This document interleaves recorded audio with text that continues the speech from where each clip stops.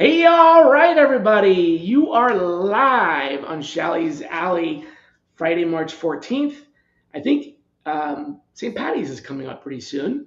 Yeah. So that's gonna be some fun, some green colored fountains and stuff like that. So welcome to the show. We have an interesting guest today, something that we haven't actually talked a lot about on the show. And Tawfiq is the co-founder of a company called Echo Refer. Is it just Echo or Echo Refer? We usually go by Echo, but that domain Echo, was taken. Echo, Echo, Echo, Echo. Can you hear me now? Um, you know what you know what I really hate about recruiting What? is that like, hey, who do you know? I hate that question. Like, who do you know? What do you mean who do I know? A lot of people. I mean, I know a lot of people, Yeah. but when you ask somebody who do you know, it's like it's the absolute worst way Yeah. to get a referral because the brain doesn't work like that. Yeah, we need some kind of point of reference. I always tell people if you're gonna get referrals, which you should on all of your phone screens and your calls, and always get referrals. But I say just couch it or give them a little bit of like a some kind of a brain trigger, like, hey, do you know anybody at MIT, or do you know anybody that graduated from Georgia Tech and lives in Atlanta? Yeah. Or do you know anybody? Like, give them something, and then they'll have one person, and then they'll like go from there. But when you just say, "Who do you know?" Doesn't work. You'll get. I mean, you'll either get, "Well, I don't know anybody," or which is not true, obviously, Yeah. or "I know a lot of people," which is not helpful. But anyway, as you can surmise from my commentary, the topic du jour is employee referrals and how you can use employee referrals better. Echo is a referral company, but as you guys know, we don't talk product on the show. We talk about what we do, and what we want to talk about here is, what are some of the best ways to transform employer referrals into, as Tawfiq says on the company website, into your superpower. Um, your LinkedIn profile highlights your role as a founder and president, and it says that you guys focus on transforming employer referrals into a superpower. But what does that really mean? And how many of the employees at Echo were referrals? One sec, Shally. I lost you there for a sec. What was that? I said, what does it really mean to have employee referrals be a superpower? What does that really mean? Most companies, the reason I'm asking is most companies have a referral rate of like, 30 to 35, 40%, where, at least a third of the people like working there enough to tell someone else about it.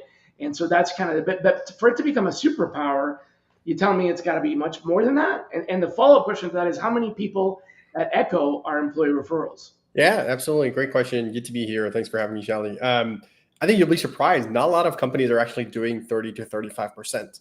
That's just kind of the hype of what's supposed to be. Yeah, that's where it's supposed to be. 30 to 35 is actually like the I think the top percentile Is benchmark. that the superpower? So if I got to 35%, I already have a superpower? Yes, you do, and it depends on the industry. I think Okay. Okay. Echo we're focused on the front line, so Okay. think about like healthcare is our biggest segment, and then following that is hospitality, construction, and retail. Usually in those categories, the referral rate is below 20%, sometimes even below 10% if it's a very large organization. So like the worst one is hospitality. I wouldn't say there's a specific worst one. Like we sometimes see Interesting. healthcare, for example, organizations in healthcare doing like 2%. And sometimes we see organizations in hospitality doing like 10% versus 5%. So it really depends on the org. Um, Is it because they're not tracking and they just don't know? Or is it really like they just, people don't refer people in those types of works? yeah, absolutely. I think the biggest reason is just people on the front line don't know that their org has a referral program. Or if they do, they don't know how to refer someone. I always tell like anyone I speak to, I always tell them this is close to home. My dad is actually a frontline employee. He's an anesthesia technician, in Austin. And a lot of times I ask him like, hey, like, do you know if your org has a referral program? And he works at one of the largest healthcare orgs in the country, like Ascension, which a lot of folks might have heard of.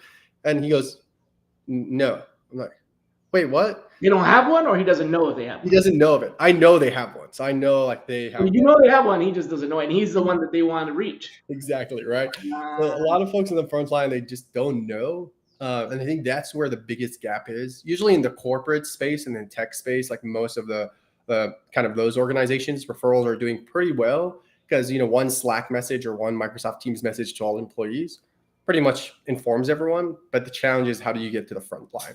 And that's why most folks don't. right, and you got to do that informing regularly, right? Yeah.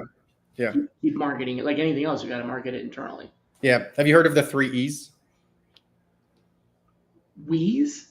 The 3 E's, the letter E. The E's. No, what are the 3 E's? I always tell folks, hey, for a successful referral program, you need the 3 E's. Like, that's it. Like, as simple as that. They go, whoa, Easy? the 3 E's. That's one of them. All right.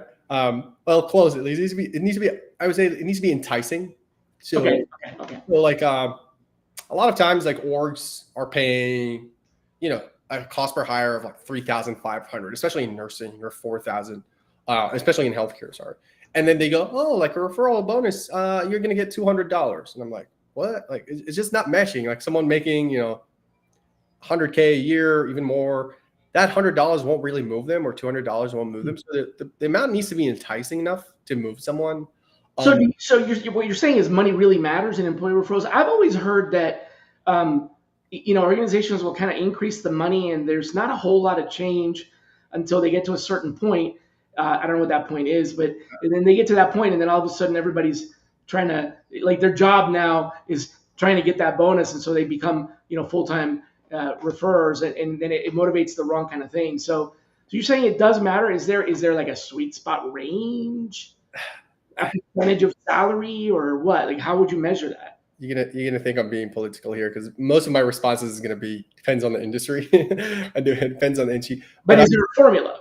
Yeah, there is a formula. I think most of the times you at least want your referral bonus to be very as close as you can to your normal cost per hire, because then that determines how hard that role is to hire for, but also determines how much that role is being paid for as well, right? Like how much the salaries are in that role. Work your way backwards from your cost per hire. That should give you a good number. So like if your cost per hire is, usually in healthcare, it's 3,700, 3,800. If your referral bonus is around that 3,500 on average, now some roles might be higher, some might be lower, that's a good bonus. But if you go down to like $100 or $200, it does matter. It really, the numbers do matter. Show me your referral bonus amounts, I'll show you the engagement. But then you have the other two pillars, right? The other 2 E's. So like enticing, the second one needs to be engaging. So like on the front line, they need to know about it. Like if you have high amounts, but employees don't know about it, doesn't matter. Then it doesn't matter. Like depending on how high it is. You could have the best eggs in the world, but nobody's buying your chicken eggs if they don't really. Yeah. Exactly right. And then the third one's like extremely simple, so easy. Easy was probably a better alternative. Easy, engaging, and enticing. Okay, got it. So listen, I don't know if you saw any of the past episodes, but I'm gonna challenge you with something. Yeah. I know I asked for the formula, so thank you for the formula. So the answer is it should be about the same as the cost per hire. But let me challenge you with this. Most organizations, as a consultant, when I go in and I conduct some audits and diagnostics and stuff like that, most organizations have not a clue what their cost per hire is. Yeah. They think they know, and what they usually assign the cost per hire to is they basically say, what's our advertising spend divided by the number of hires? So we spent $1 million in advertising for jobs, and we hired 100,000 people, so it's $10 per hire or whatever.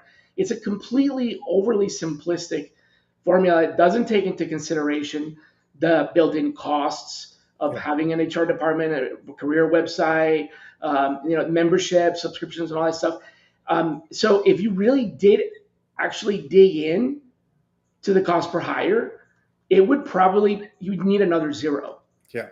So if my cost per hire is 40,000, are you saying that my employee referral should be 40,000? Potentially, because if your cost per hire is 40,000, It really is. yeah, if your cost per hire is 40, like for example, tech companies, especially small startups, To be clear, that's not what we're spending on advertising. yeah, it's That's like the cost of having the overhead for the recruiter's salaries, compensation, yeah. all the memberships, all the thing, our ATS, all that stuff put together. To a certain extent, because you wouldn't necessarily. So when you're calculating your cost per hire for a referral program or your referral bonuses, you wouldn't necessarily calculate the tools that you're going to use anyways to have that referral go through your process. You know what I mean? Like, You would though, because if it's an internal hire, yeah. right? Based on the traditional calculation, an internal hire costs you zero. We Mhm. know that's not true. I see your point. Interesting. There are there are tech companies out there paying like 20 grand, 30 grand for a referral bonus. The highest I've seen in a referral bonus generally is in the two spaces. The cleared space, so like government contractors, etc. They're paying up to 50,000 for referral bonuses.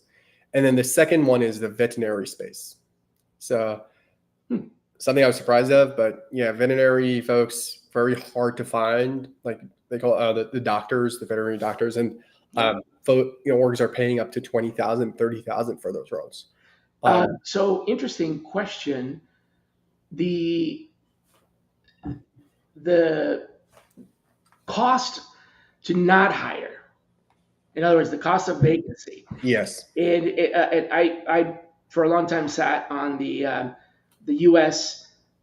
board for the International Standards Organization, the ISO. The U.S. is ANSI, so ANSI representation. And we worked on a couple of standards. One of them is kind of calculating the standard of a vacancy, like how much does it cost you to backfill the job. The number that was arrived at industrially, globally, as a formula to estimate is 2x annual salary. Mm-hmm. So the moment that a position is vacated, we used to pay Shally $11 an hour, which is a lot more than I make right now, but we used to pay Shally $11 an hour. And so that's about $22,000, $25,000 a year. Yep. The moment Shally quits, we now have, it's already going to cost us 50 grand. Mm-hmm. Right. So that's kind of the estimated. So should it be based on that? And how much is too much? Before the thing that I was asking you before all of a sudden you're just deputizing your entire company to just go out there and be recruiters and don't even forget about your job, because you can make so much more money. If you're getting 40,000 per referral and you make 10 referrals this year, you're golden.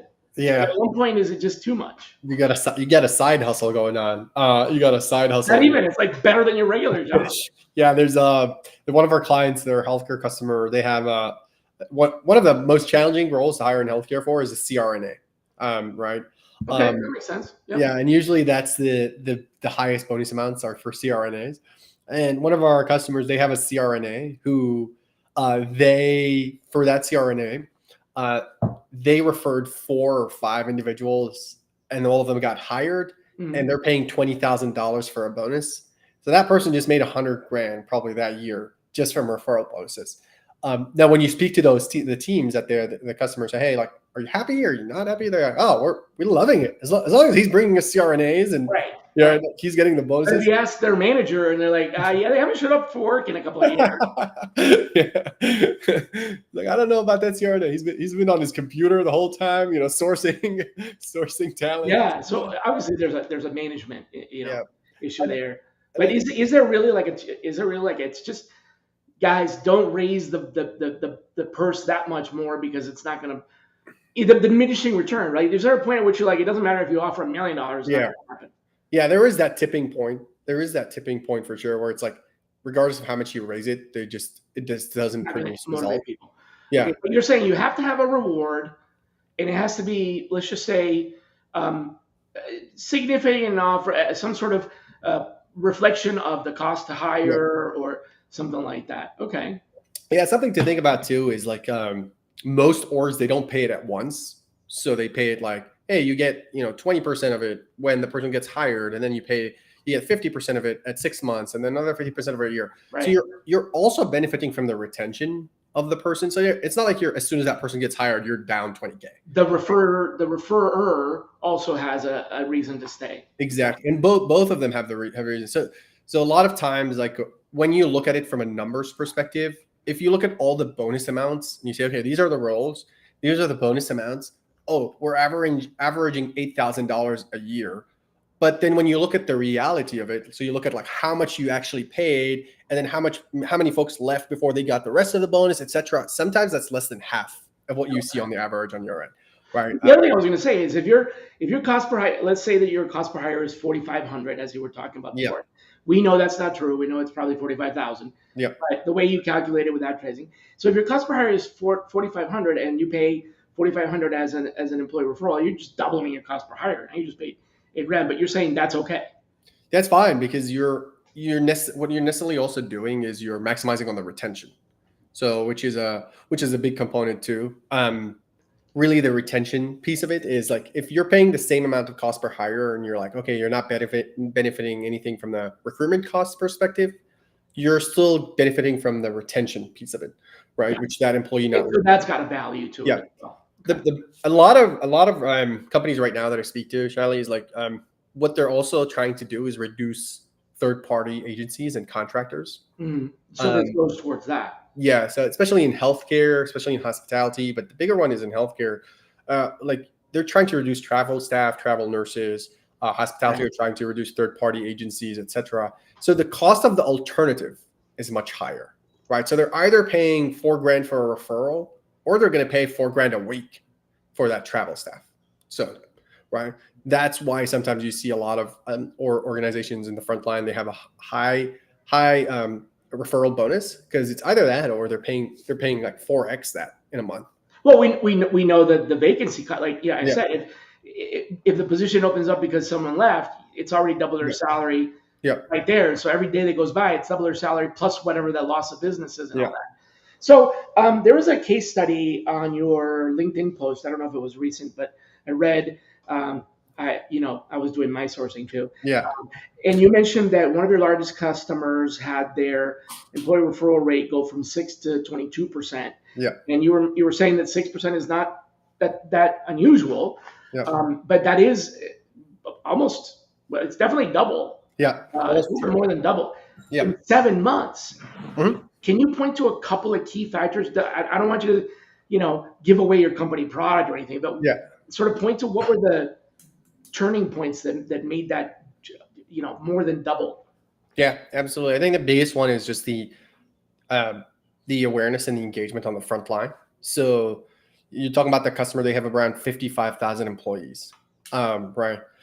I bet most of their employees probably didn't know they have a referral bonus program, right?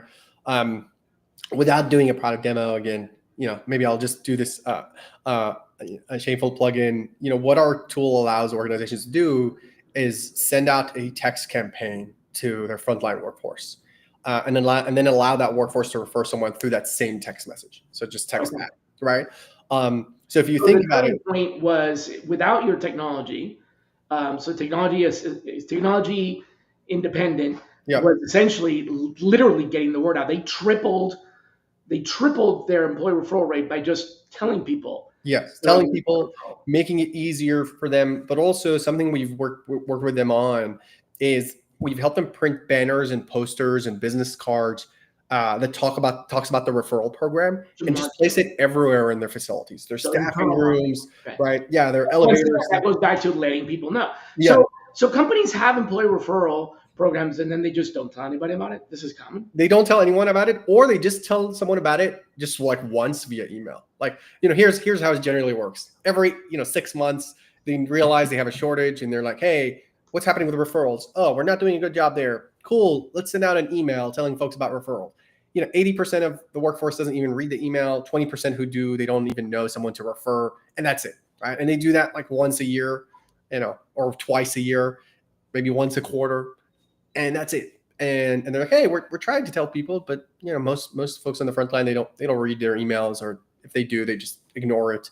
So it's really either they don't tell folks, they're not doing a good job telling folks, or they're using the wrong channels. So they're going for the wrong channels to try to tell those folks.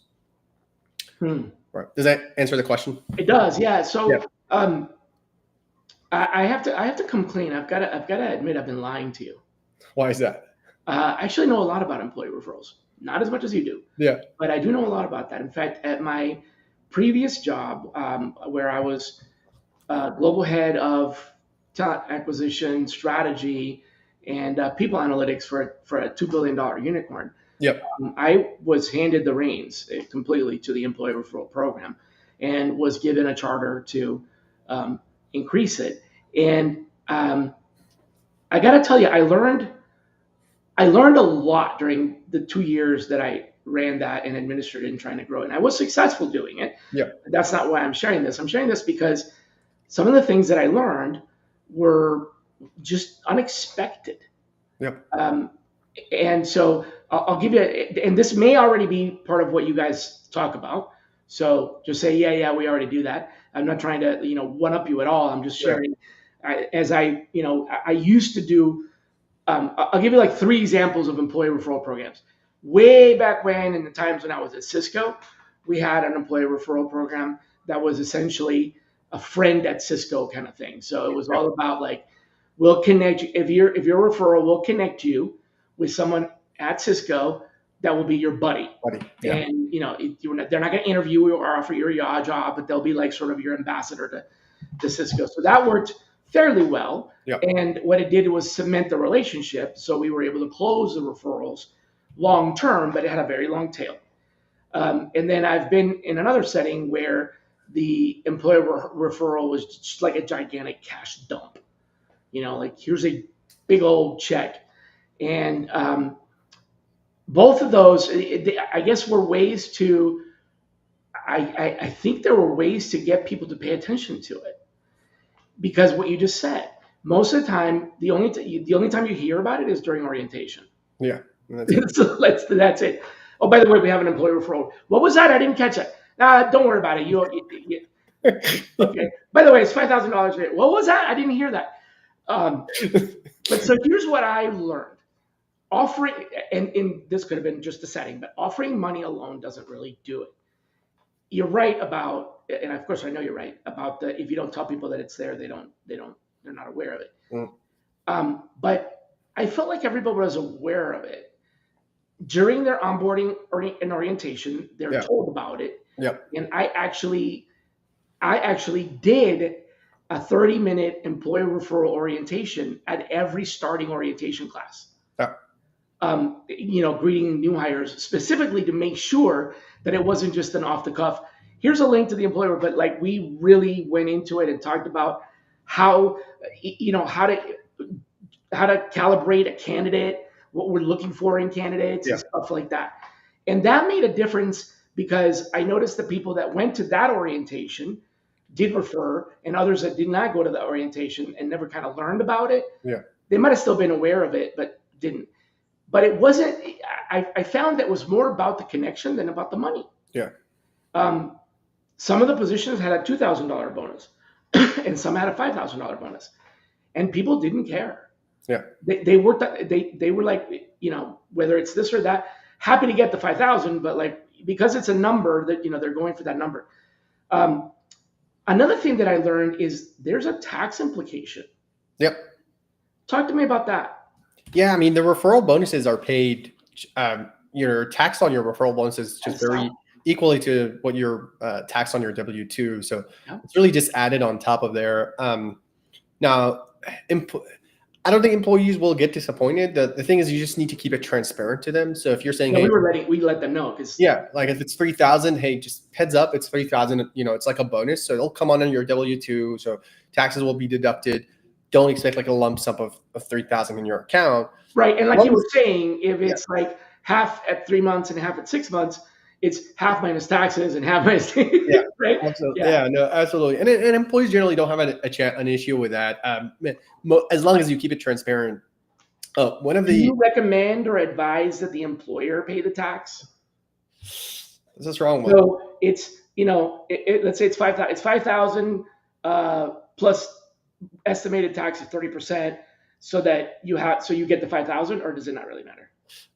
Depends on your tax bracket. I think it's like if you're getting taxed. Now we're down to the individual. You like to say depends a lot. Yeah.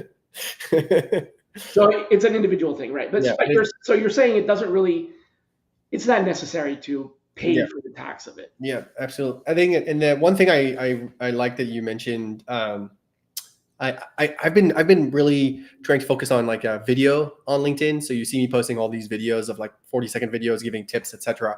I recorded a video the other day, and one of the points I said, the employee referral program is just a reflection of your culture, right? Like if your employees are not enjoying the workplace, they don't like working there, If people don't like working here, they're not going to tell you're them. not going to refer, Right. regardless of how much you offer them. If it's a gazillion bucks, they will not refer someone to work at the organization, and vice versa. Unless they want someone to suffer with them.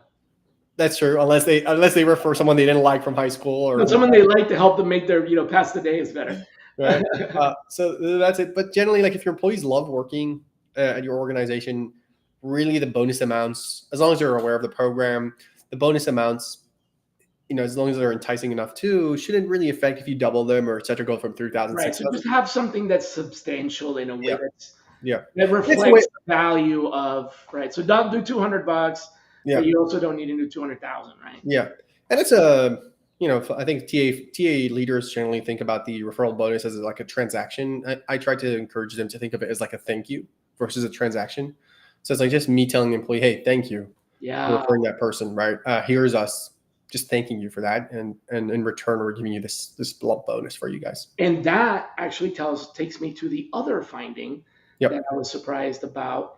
And it was a big learning, which is we realized that trying to get employees to refer people to a specific job didn't really work. Yeah. And so we shifted to explaining to them that this should be part of their regular course of business, talking to people and referring anyone. And so we changed the language in the employee referral program from refer someone for this job, like you had to send them a link to apply or whatever, to all they needed to do was provide us with the info, the name, and then we would track that and we would, pay out the referral because, and for any position, there was a condition. If it was tech, 5K, it was non-tech, 2K, but that was it. Other than that, any non-tech, and so what that did was it discouraged people from like going out there and recruiting for a job. To refer someone for this. Instead, they were referring more people, and so it was a way to get them to get folks to actually provide referrals. And the way we verbalized that, the way we communicated that was basically, we want to know about anyone that you would like to work with again. That was it. Like if it's someone you would like to work with work with again, tell us about it. And you never know, because you might refer someone that you would like to work with for a CFO position, and we already have a CFO. What if we don't? Someday we don't. It could be years away. But so don't wait to. Don't only refer people for open jobs. That's what we said. You refer people for anything that you think. If you think this is someone who should work here because you enjoyed working with them, or you would like to work with them, you respect them, you value them. We may not have an opening now. We may not even do that business, but refer them anyway. And then the other side of that was we actually did market. So when they referred people, we marketed to those people and invited them to join our talent community and stuff like that. So we didn't just make a list. And sit on the list. Absolutely. I think the referrals can be not necessarily if someone refers someone, another individual, that means like, hey, this is a person for this job right now. A lot of times orgs miss out on the fact that these referrals can be your long-term candidates to help source from, right? And that's a big discovery. It becomes another segmentation in your talent pool. That and we would keep in touch with them a little bit differently. I agree. Before I ask you the other question, I just realized something. So tell me a little bit about resentment. And when an employee refers a person for a job and they are outraged that we didn't think as highly of that candidate as they did, that the candidate maybe didn't even get an interview, or that the candidate didn't get hired. Like, I referred Sabrina, and you never even hired her. I'm not going to refer anybody else because the person that I thought was perfect for this job. Uh, Tell me a little bit about what happens there. What's that dynamic and how to prevent that? Because what we don't want to do is have an employee refer someone good and then have that employee now turn sour about the relationship with their employer because we didn't hire the person. And we're not obligated to hire them. I get that. But how do you handle that? And or maybe how to prevent that? Yeah, I think the best way to prevent it is just to is to keep it transparent to the referrer on why you didn't hire that person or you didn't interview them in the first place. But can you don't want to disclose anything personal about Nothing confidential. So and this is the tricky part, is you want to balance it with how do I inform this employee why we didn't hire the referral so that they become better at finding us the right folks, but at the same time not disclosing any confidential information for Sabrina. It could be, we had other people that had more qualifications in this area or whatever, right? Yeah. Okay. And then the messaging to the referrer as well, it should be very similar to the messaging for the applicant.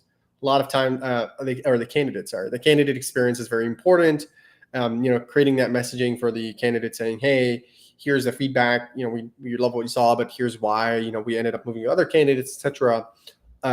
You have to have similar messaging to the referrer without disclosing confidential info. Again, is, hey, appreciate the messaging needs to be very similar. Like, appreciate the referral. We have Sabrina here. We've added her to our talent community. We're going to keep her in mind for future jobs.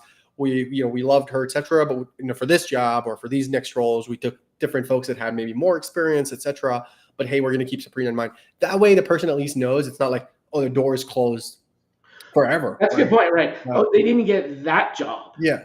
But we didn't, we're not rejecting this person. Yeah. It just, competitively for this position, yes, we're desperate for candidates. Yeah. But we were fortunate enough to have more than one candidate, and we made the best decision for the company. So try to kind of diffuse it that way. Yeah. But is it my responsibility to keep the referrer informed? Depends. On what? Depend. I think it depends on the role. So why? A lot of times, like if you're not getting a lot of referrals for specific roles, like very hard to fill roles, Mm-hmm. right? Very hard to fill roles. You want that white glove experience for both the referrer and the referee. Okay. So you want to give them that. I'm not saying you shouldn't give a great experience for like the high volume roles that get a lot of applicants, but I think. But maybe do take the initiative to give an update to the referrer. Yes. Now, this is where technology comes into play. Is like, can you automate it using automation, AI, etc., to really help you deliver those messages without you having to write, specific messaging every single time for every single referrer, right? Is there a way where you can capture that information, you can, clean it up, don't disclose the confidential information, and then an AI assistant or an AI agent can help you inform the referrer, right? To do that on your behalf. And I think that's where the technology piece comes into play, is how do you deliver that white glove experience for everyone without really capturing a lot of your time and spending a lot of your time to do so. So what other gaps are there? Yeah, you have you've got the compensation, so you entice them, right? Then you have you make them aware of it, market it, and then make it easy. Have a place to email them or a link or something so that you don't have to jump through. So the employee that's referring someone doesn't have to go and fill out some ridiculous 25-page form or anything like that. Is there anything else that's typically missed? With referral programs, I think, and this is the last part, is just keeping the referrer informed about the referral as well as about their payouts. So a lot of times, like you mentioned, resentment, sometimes even those who refer someone and that person gets hired, you will still get resentment from them if you don't inform them what's going on with the payouts. You don't inform them what's going on with the referral. So let's say you refer someone today, you're like, oh, they're hired, cool. And no one tells you anything about hey, Shally, by the way, thank you. $2,000 is coming your way in 30 days and another $2,000 is coming your way in 4 months. We'll give you an update on those, but appreciate your engagement. Got it. A lot of times organizations drop the ball on that component, and then it creates resentment from that employee. It's like, I got to email someone to learn about what's happening to my bonus. Well, where are we? 2001? And they have to email the HR team, put a ticket for the TA team and say, hey, what happened to my payouts? Are they coming? Are they not? and the team goes, "Ooh, let us check our spreadsheet." It seems like, yeah, the check's in the mail. Yeah, or We that. mailed you the check. Did you lose it? We already mailed that to you. Yeah. So I think that's the component, is like you create that loop, right? Like you have someone making a referral, that person gets hired. How do you give that person who made the referral a great experience to go like, bam, now we want you to refer more people? And this is a metric that I don't think a lot of orgs are measuring, and I highly encourage it. It's called the repeat referral rate. So how many of your referrers are referring more than one person? That gives you an indication on whether their experience was good or not. Tell me about competitions. Mm-hmm. So one of the things that we did to keep this going with post new hire orientation was to hold and again, I was responsible for this, to hold a contest where every month the person who referred the most people that month, it would get an additional, it was, now in this case, it wasn't a cash bonus. Yeah. It was a incentive of some sort. Mm-hmm. So I guess this is a two-part question. One, what do you think about holding these like most referral type of competitions? And two, what do you think about non-monetary rewards? Yeah, absolutely. I think first question, you want to create those leaderboards or those gamification components, but maybe you've done them at back at your org. But I highly discourage you do them based on referrals submitted. You want to do them based on referrals hired, or at least referrals qualified. Like, hey, how many referrals you submit to get to the hiring manager? That counts as a point. Not it was hires. Yeah, hires. Yeah, hires, right? Essentially, it was these are the people who are going to be getting the bonus. Yeah, like these are exactly. Like you're doing it based on referral hires. You definitely need that. Sometimes I encourage organizations as well to do it based on like referrals qualified. So like based on if a referral gets to the hiring manager, you get a point, right? Most number of points, you're at the top. So that this way you're also rewarded for bringing in qualified candidates, and not necessarily didn't get hired, right? But at least you're rewarded. So you see engagement for your employees because they're encouraged to do that, right? That's the first piece. And I think the second question is non-monetary rewards are, I would say, like the cherry on top, right? So like if you say, hey, look, we have a strong referral program. It's enticing, it's engaging, employees are aware of it. We're keeping it transparent. The experience for them is really great. The experience of the referrer is really great. Now say, hey, we're going to add a leaderboard on top, and the top 3 on the leaderboard this quarter or this month or even this year win an Apple Watch Series 10, right? We know you're getting $3,000, but we all have a kid in us, and we all want to be on top of that leaderboard and saying, wow, I just gained $2,000 and an Apple Watch. I want to be on top of that list. You can even offer stuff like, hey, a day in the spa, or a lunch with the CEO, like a lunch with a CRO, like anything that's really rewarding, that's non-monetary, like lunches with like high figures in the organization. That we've seen be really, really successful, but that's a cherry on top. Don't do that if everything else is messy. So you're saying that is the extra cherry on top, extra incentive, not to replace the monetary reward with a cashless incentive from the beginning. What if, so you're saying not do that. Okay, interesting. What if it's an organizational issue where this is going back to one of my large global clients that has such a diverse population globally that the cash amount, the cash remuneration would be disproportionately $5,000 in the US is it's a good bit of money, but $5,000 in, let's say, Sri Lanka might be someone's annual salary, so in those kinds of cases, this comes from an organization where they actually did not have a cash reward, but it was a incentive in another way, which was you had a choice between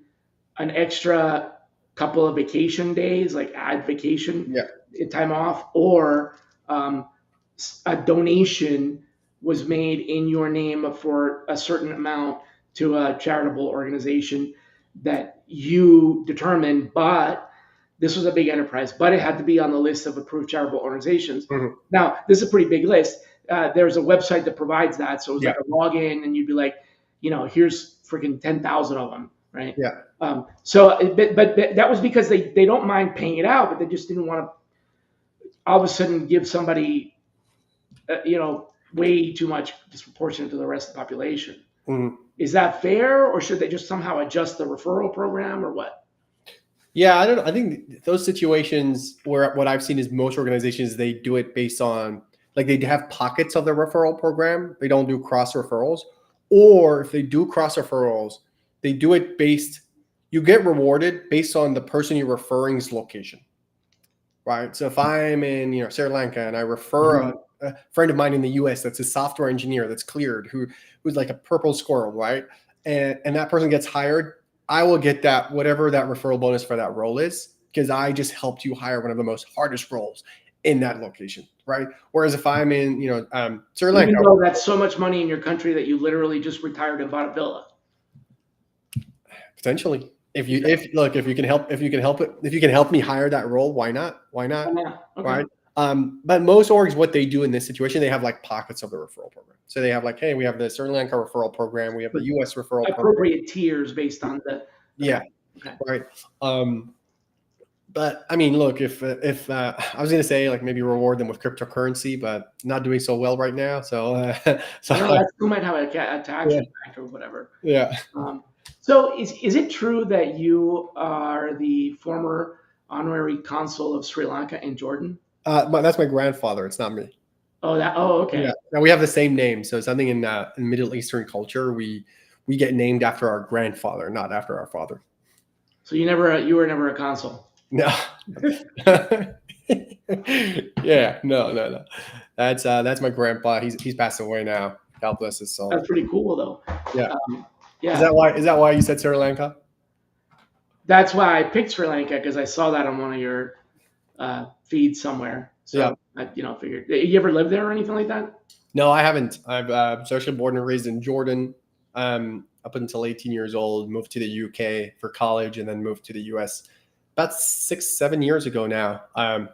Just recently been. I've recently just became a US citizen, maybe like last year or so. Got it. Fun journey. Yeah, the reason I picked Sri Lanka was because I was trying to think of something that connected to you, but also had a very different cost of living. Yep. Where if I said New Zealand, $5,000 here and $5,000 there, it may buy you a little bit more there, but it's not like it's a life-changing difference. Yeah. Where it's completely disproportionate, out of control. Yeah. But there I can think of other countries too where that's the case. So yeah. I wanted to ask you, kind of moving away, I should say, not staying away, moving away from employer referrals specifically. Do you feel like there's a cheat code for talent acquisition that people don't know about, but they should? As a talent acquisition team or as a candidate? In the job of talent acquisition. Oh, like someone as a team or individual, yeah. And you alluded to maybe you're a gamer, so I use cheat code as a yeah. So is there some kind of cheat code that we need to know about? I wouldn't necessarily say it's a cheat code. One thing I sometimes say, a lot of talent acquisition folks, they forget to, and I love talent acquisition. I've been working with those teams for a while now, but they forget to remember that in the end, you want, the business just wants to generate revenue. And if you can position whatever initiative you want to take to help them do that, you're almost going to get a green light in anything you want to do. So I think in the past few years, or maybe throughout the years, talent acquisition, HR has always been seen as an expense. But how can you turn that from hey, I have the numbers, I have the figures, I'm data driven. I know, if I work with Shally to help us with sourcing, what's that going to mean ultimately on us from a revenue wise as a company? And I can show you that to get your thumbs up on bringing Shally on board as like a, to help us with the sourcing side, or bringing to Echo on board to help us with the referral side. So essentially connect to the bottom line.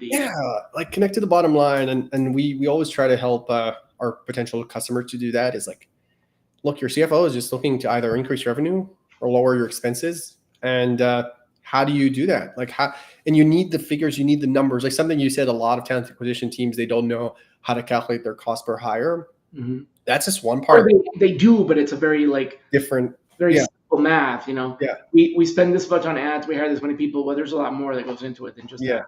That's just like one piece of the puzzle. A lot of times, like they don't have just the necessary data to help them build a business case, just for anything, whether it's bringing in more headcount or bringing in more tools or bringing in, AI, etc.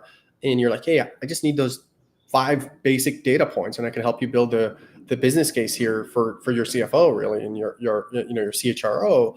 And you're like, you don't have these numbers? Like what? Like you don't have your X% rate or your conversion rates or your revenue per employee and all that stuff. And that's, I would say, is cheat code. If I was if I was on the other side, if I was a talent acquisition leader, I would think of it from a like sales perspective. Anything I want, I will just plug the numbers. I would have all my data, and I would make the ask very thoroughly. Just, hey, here's the impact of this on our revenue and our expenses, and this is why we need this. Right. Okay. Yeah. So fair turnabout. What's the most unexpected benefit of being in this industry? You've been here for a few years. What's the absolute most unexpected benefit to you having been in this industry? Is you get to expand your network with the people that are the ultimate decision makers for hiring. So imagine the impact you have on your career when you do that, right? All the VPs, directors, even the recruiters of talent acquisition across multiple industries. I didn't say you'll never be out of a job, but at least you have a hell of a network to help you try to find a job if you ever need it. And you also really you learn a lot about internals. I like to say it's kind of like getting an MBA in Hard Knocks, right? You get access and visibility and exposure to a lot of the MBA stuff that goes on without getting an MBA degree, because you're listening in on those calls and in those conversations. So I like that. That's a good answer. Yeah, I think your network just becomes really strong from a careers perspective. And then, as you said, a lot of times, I'm sure you have friends who are applying to jobs, etc. You can always look at it from the lens of the talent acquisition team and say hey, I know they're not going to like this, or they're going to read this, they're going to ignore this. So suddenly you have this lens from the other side of the door that candidates don't have, and you can help your friends out when they're applying to jobs, etc. Okay. Right. You dropped CFO a couple of times. Yep. What's the secret to speaking CFO? It's only you want to tie it to how is this exactly going to cut an expense we're already spending or we're about to spend? Is it all about cutting costs though?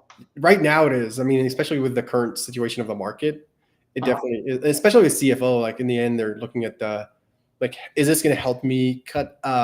What's the cost of inaction, not the return of investment? Okay. So a lot of folks in TA technology as vendors, they always present ROI. Hey, here's the return of investment. You're going to save 5 hours per recruiter times $40 per hour. That's $100, etc. And don't do public math. And that's ROI. But the CFO looks at that and says, yeah, but we're already still hiring those recruiters. So you're not generating anything for me right now. It's an ROI based on nothing. We're not cutting anything. The secret to speaking CFO is doing cost of inaction.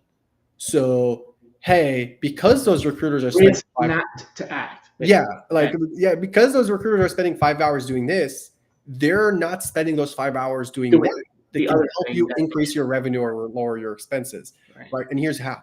And this is why, especially in healthcare, when we speak to a lot of organizations, we say, hey, look, what's your cost of not getting the referrals? It's not your cost per hire. It is your third-party travel staff.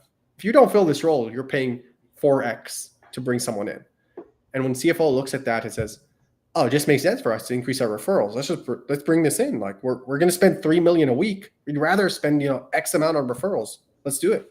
Right. Okay. And again, it might not be about spending more; it might be about saving. Yeah. Yeah, or spending less, or it might even be revenue generating. I think it's not necessarily easy to connect the dots from recruiting to revenue generating unless you're working on revenue generating positions. Yeah. But you can get there even if it's a little bit roundabout by going through the way of opportunity cost or other ways to measure an increase in margins, which may not be a decrease in cost. It could be new opportunities, new markets, stuff like that. Yeah. So, even like, hey, we're shortening our time to fill and we're reducing our turnover. Cool. For CHRO, that looks good. But for CFO, I was like, okay, what does that mean for the bottom line? Right. What does reducing our time to fill mean to me? Yeah. And that's what you got. Spending money faster is what you're telling me. Yeah. Well, I told you, ultimately it's a business. Like ultimately it's every organization is a business, right? Yeah. Well, yeah. And you got to tie that to it. And I think the people are the core of the business. And sometimes there's things you cannot measure, right? Especially when you have a large workforce, and these are the people that make your workforce. But sometimes you need to tie it, if you want something, you need to tie it to the ultimate, bottom line, right? Got it. Ultimate bottom line. Well, thank you so much for being on the show. We're getting close to the end here, and I always want to ask every guest this one question. I know you probably saw this one coming, but before you go, I'd like to ask you, who should be our next guest? Can I plug in 2 folks? Absolutely. I get 2 for 1. Awesome. Okay, cool. So top person right now, or both equally, I'd say the first one is Alex Marcus. I don't know if you heard of Alex, but he's the CEO at IRD, Integral Recruiting Design. He is an iCIMS wizard. He's been in this space for a while. He's been helping a lot of organizations just make the best out of the technology they already have. Alex is a good friend as well. He's helped us a lot just to get off the ground on the Echo side. Great person. We love Alex. And then the second person is Ryan Christoy. Christoy. And I can drop you the LinkedIn profiles of them after the I was going to say the call. Okay. It's during calls after the LinkedIn Live. So Ryan is the president of enterprise at Recruitix, one of the leading recruitment marketing agencies right now, and just a great guy to speak with. He used to own his own firm, which was acquired, and just vast knowledge of what's happening in this space right now. Awesome. Those are great referrals. Appreciate it. Yeah. Email or introduction would be awesome. Yeah. Just because you're recommending them and doesn't mean they're going to accept my invitation, right? Yeah. But I'm definitely going to give that a try. So thank you so much for showing us a few really good takeaways around improving our employee referrals. And I feel great because I thought 35 was just, a target that you should attain. I didn't realize that was like the super. Now I have a superpower. I didn't even. Yeah. No, you have the superpower. Again, some industries you see it higher, some industries you see it lower. But especially if you're on the front line, you're doing 30 to 35. You're doing one hell of a good job. I'll say that. That's awesome. Good to know. Yeah. Thanks, everybody. Thanks for joining. Come back next Friday, and we're going to have a conversation on how to elevate your AIQ. Get it? AIQ. We have a podcast author, a fellow podcaster, if you will, Bob Pulver, who is an expert in responsible AI and, human-centric, fair, innovative, but fair AI applications. So come on back for that. And until then, thanks a lot for joining us, and be kind to